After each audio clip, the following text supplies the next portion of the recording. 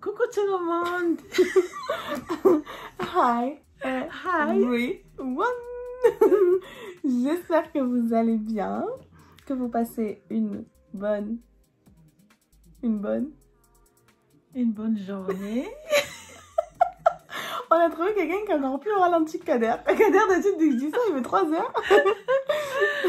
Alors aujourd'hui, comme vous le voyez, on se retrouve avec ma maman ici présente, voilà, et moi, que vous connaissez un petit peu ma gueule normalement maintenant. Donc on se retrouve pour faire une vidéo sur quel thème? Quel sujet? Je sais pas, tu peux choisir. Alors il y a un sujet dont on avait parlé sur Instagram. D'ailleurs si vous me suivez pas sur Instagram, je vais vous mettre le Insta juste ici. Donc c'est une vidéo où on vous parlait des conseils pour le mariage. Donc ma mère est ici présente, machallah. Elle est mariée depuis combien d'années? Le mois dernier, 35 ans, machallah. Et en plus, machallah, avec un beau gosse. Oh là là. Vrai ou faux? Je sais pas. Bon, il y a des moments où on va certainement rigoler pour rien. On va rigoler, peut-être que je couperai, peut-être pas. Comme ça, vous rigolerez avec nous. Donc du coup, on va commencer cette vidéo. Oui. Ici, maman, sur la chaîne, on est naturel, spontané, personne ne va se moquer de toi. Si quelqu'un se moque de toi, je le défonce, ok? Non, non, je rigole. Non, personne va se moquer de toi, parce que ma mère, elle peut être timide, mais surtout, genre, elle va avoir honte ou quoi, des fois, mais genre, elle est très marrante et machallah, elle parle très bien. Donc, mais elle se met la pression toute seule. Ça y est, je suis pas timide, j'ai fait le théâtre. Voilà, elle a fait le théâtre. Donc, on va commencer la vidéo avec une question très simple. Comment faire pour tenir pendant 35 ans avec le même mari? Ah, 35 ans, c'est quelque chose. Hein? Est-ce que tu penses que c'est parce que c'est le mari, il est tellement génial que tu es resté avec lui 35 ans? Ou c'est parce qu'il y a des petits secrets pour tenir 35 ans? Derrière chaque homme, il y a une femme. Et c'est une grande femme. Une grande femme. C'est une grande école. Donc du coup, question simple. En une phrase, comment on fait pour rester 35 ans en mari? Machallah. Il faut la patience. Voilà. Donc moi, ma mère, pourquoi je voulais faire cette vidéo avec elle? Parce que bon, vous m'avez demandé aussi. Déjà, désolée si on ne regarde pas au bon endroit parce que je filmais avec mon téléphone. J'ai pas pris ma caméra. C'était un week-end très rapide et on n'avait pas prévu de faire de vidéo. Bref, moi, pourquoi j'ai voulu faire ce truc-là? Parce que du coup, moi, ça fait que 3 ans qu'on est mariés, un peu plus. Le mois dernier, 3 ans. Ouais, 3 ans. Et du coup, je sais que à notre vidéo du film de mariage, elle nous avait fait un petit passage où elle nous disait des conseils. Donc, est-ce que tu te rappelles ce que tu nous avais donné comme conseil? D'avoir la patience. Ouais. Si tu veux dire en arabe, tu dis, je traduirai. Mais pas trop long, comme ça ne fait pas beaucoup de travail. Parce que j'ai déjà travaillé. Ce qui est très important, c'est la patience. Et aimer l'autre. Aimer. Et par exemple, l'amour, c'est quoi? C'est aimer et partager. Si on partage avec quelqu'un, il faut partager quelque chose qui est vraiment noble. Et il faut qu'on soit vraiment... qu'on soit vraiment des gens simples dans la vie. Et en plus, il faut qu'on discute à chaque fois. La communication. La communication, c'est très important.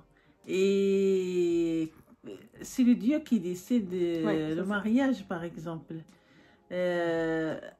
Avant de se marier, mes filles, les jeunes filles, à ce moment-là, avant, si vous faites le khotoba. On avait fait une vidéo avec Kader sur la khotoba. Oui. Après le khotoba, il faut qu'on parle avec l'autre. C'est le mari de la future. Il faut qu'on parle des trucs qui est très important. Donc, pardon, juste pour remettre le contexte. En fait, avant le mariage en lui-même, mais... Fiançailles. Ouais, voilà, on va dire aux fiançailles. Du coup, voilà, je vais te laisser finir. Genre le fait d'apprendre à se connaître avant, genre poser bien toutes les bonnes questions, poser ses conditions aussi, avant de se marier, parce que si une fois marié, tu te rends compte de certaines choses dont tu n'as pas discuté avant, ben voilà. Donc vas-y, je te laisse finir. À ce moment-là, il faut qu'on soit vraiment cadré. Il faut qu'on parle. Par exemple, les jeunes d'aujourd'hui, je ne généralise pas, mais quand après la fiançaille, ils sortent. Par exemple, le week-end, une journée, quoi. Et ils vont boire quelque chose, ils vont choisir les chansons qu'ils aiment et tout. Et ils vont au cinéma. Moi, je donne un conseil. À ce moment-là, si on va boire quelque chose, on va parler des choses qui sont très importantes.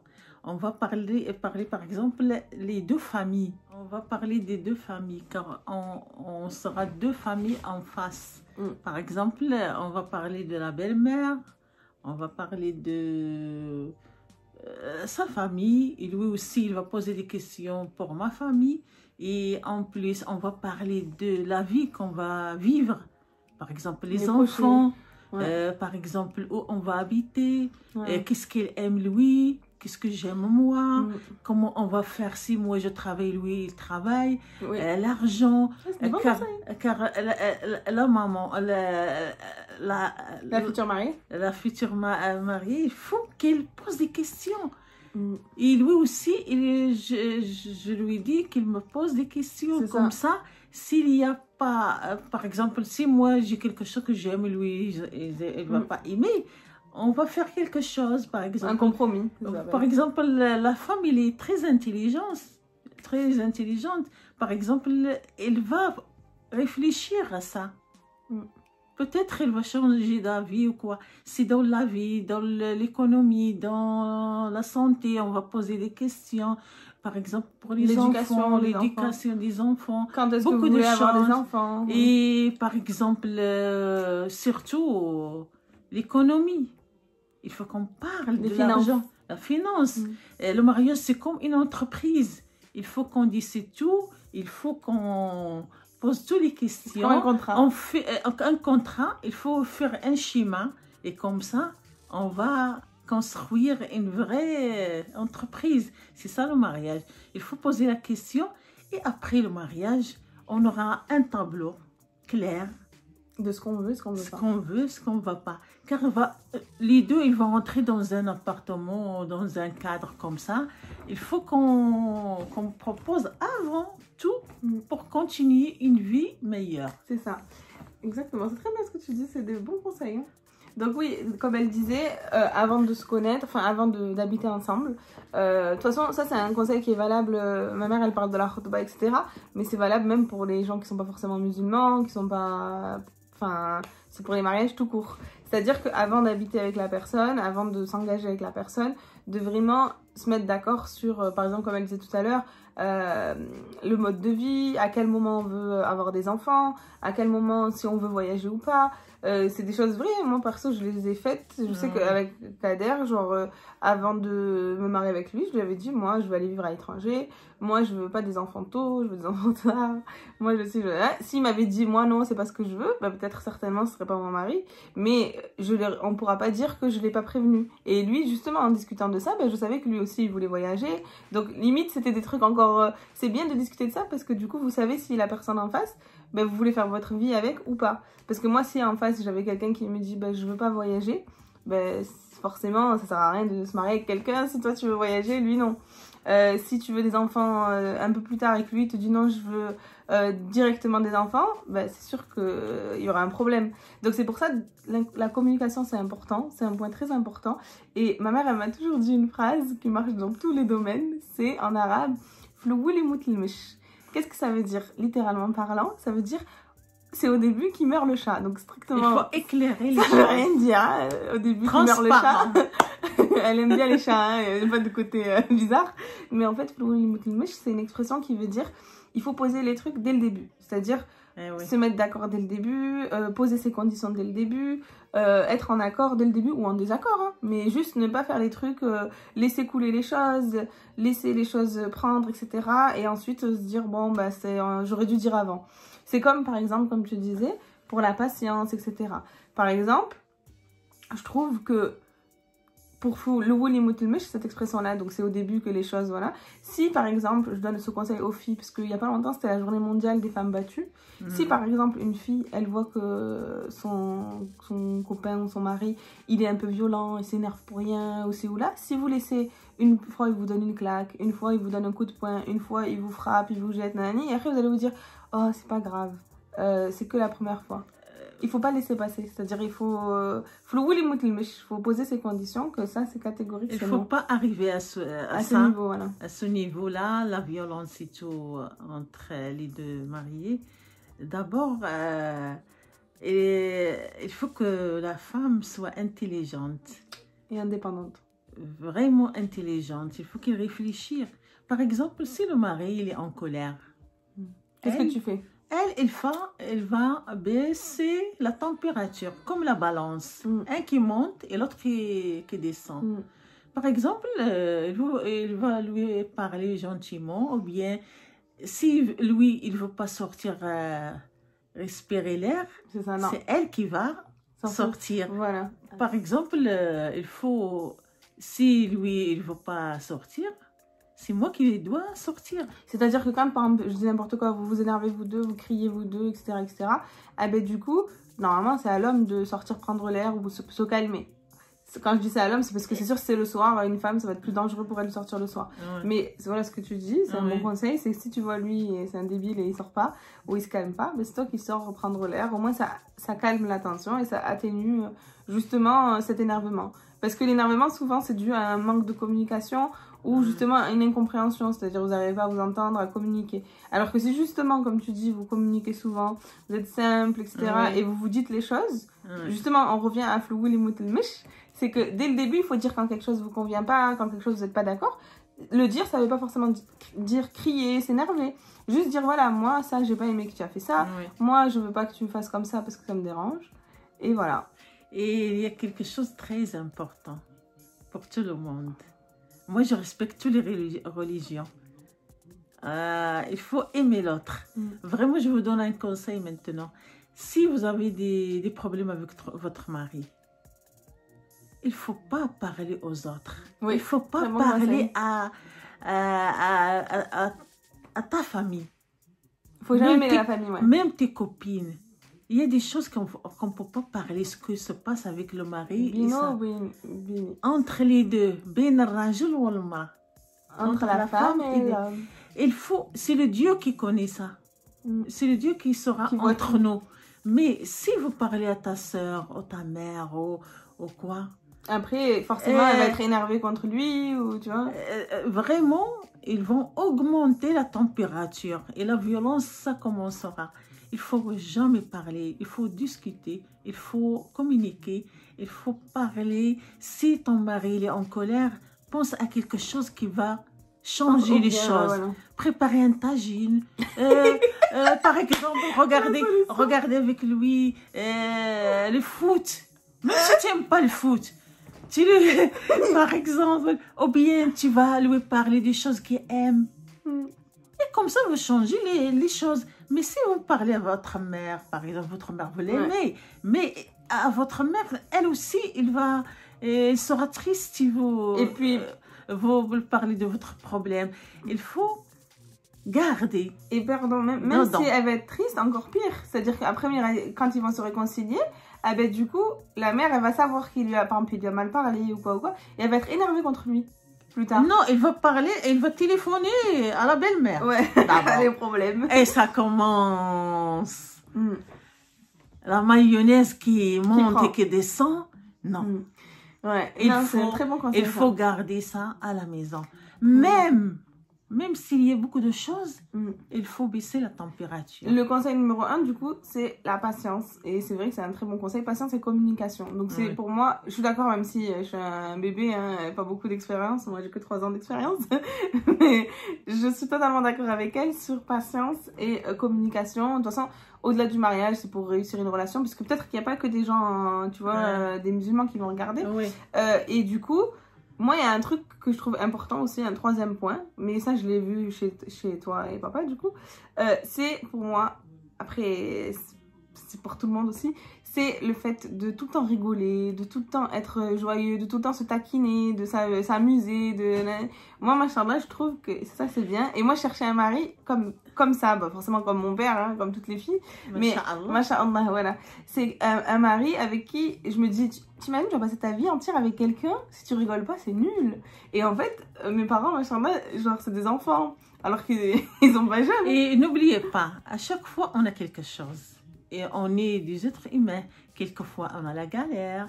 Quelquefois, on a une mécontente. Quelquefois, il y a un problème. Mais quand même, il faut, dans 2 minutes, 3 minutes, ça y est, on change les choses. On peut faire des blagues. On va faire quelque chose. On change tout. Mais il faut habituer votre mari à sortir avec toi. Et avec tes enfants, à chaque fois, il faut sortir. Changer d'air. Même tu vas au stade ou bien n'importe quoi. Papa, il t'a amené au vélodrome? Oui. Un jour, là. C'est mon premier date. Non, mais faire un tour. Un tour comme ça, et on va revenir. Ah, intervention de Mehdi. Mehdi, quel conseil donnerais-tu pour un mariage réussi?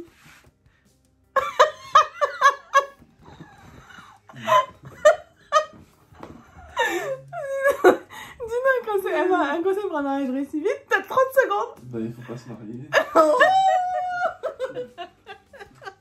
Voilà, conseil de Mehdi, 23 ans. Pas du tout marié. A few moments later. C'est vrai, le mariage, il y a beaucoup de choses à dire. Mais le très important, c'est la patience. Patience, communication. Et n'oubliez pas, quelque chose qui est très important. C'est suivre ce que dit le Dieu et le prophète. Il faut qu'on fait... En mangeant, il faut dire Bismillah. Shukran lillah. Alhamdulillah. Wa nastaghfirullah. Ou toujours dans nos prières, il faut demander au Dieu qu'il nous protège et que notre vie continue comme ça. Et je souhaite à toutes les filles et toutes les jeunes le bonheur. Et il faut toujours, même les grands, il faut toujours sourire à la vie. Et Dieu est toujours avec nous. C'est vrai que le sourire, c'est sunna. Moi, j'ai été élevée donc, avec ma mère que vous voyez ici présente. Et mon père, et machin, c'est vrai, vous deux, vous rigolez tout le temps. Donc moi, des fois, on me dit, ah, tu rigoles tout le temps, mais en même temps, j'ai connu que ça. Mais je demande à toutes les femmes, à mon âge ou bien... Il faut faire des activités, il faut faire des bénévolats, car ça m'a aidé. Moi, j'ai fait beaucoup de bénévolats, je n'ai jamais travaillé. Et je fais des théâtres car j'étais trop timide. Et ça qui m'a aidé dans la vie. Et c'est pas le mariage du coup, parce que le titre de la vidéo, c'est les conseils pour le mariage.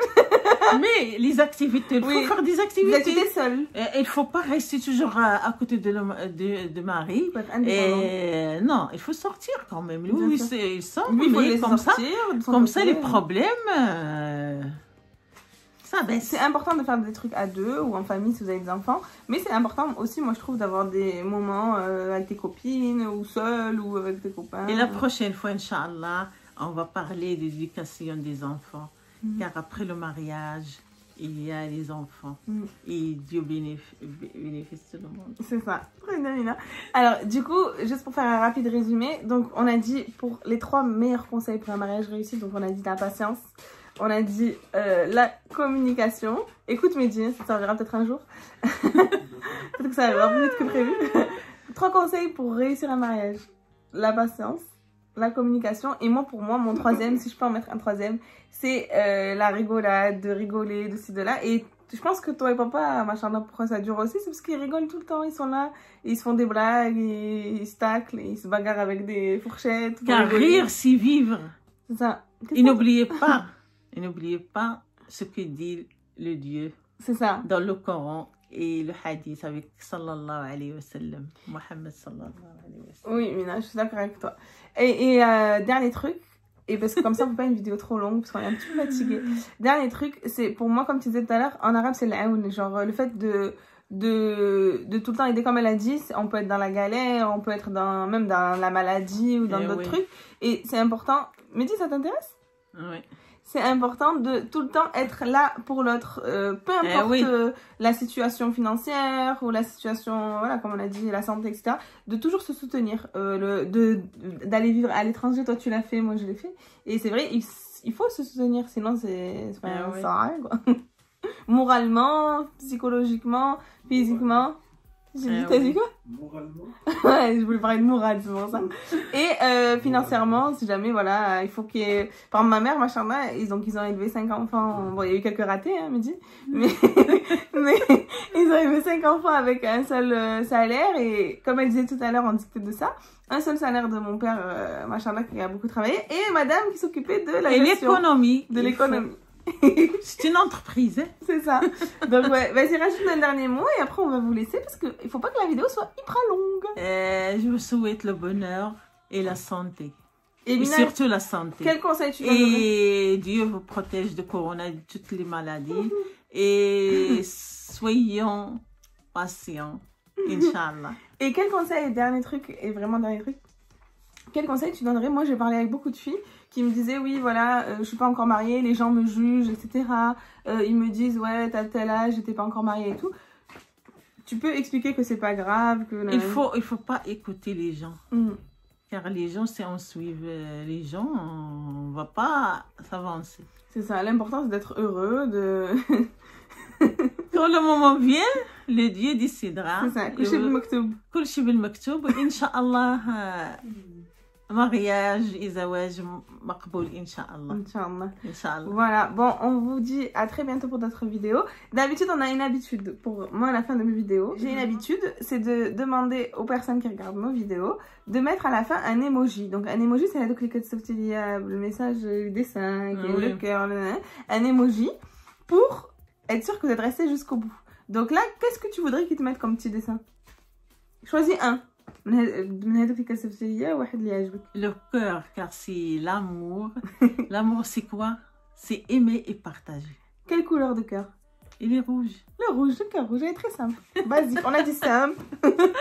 Basique, et voilà. Donc merci d'avoir regardé cette vidéo et à très bientôt pour d'autres vidéos. Au revoir, salam alaikum. Bisous. Ciao.